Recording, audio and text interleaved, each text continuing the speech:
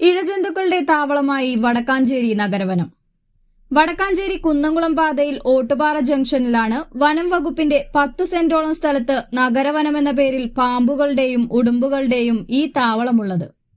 സ്ഥിരമായി ഇതിനകത്തുനിന്ന് ഉഗ്രവിഷമുള്ള പാമ്പിൻ കുഞ്ഞുങ്ങൾ പുറത്തിറങ്ങി കാൽനട യാത്രികർക്ക് ഭീഷണിയുണ്ടാക്കുന്നുണ്ടെന്നാണ് പ്രദേശത്തെ ചുമട്ടുതൊഴിലാളികൾ പറയുന്നത്.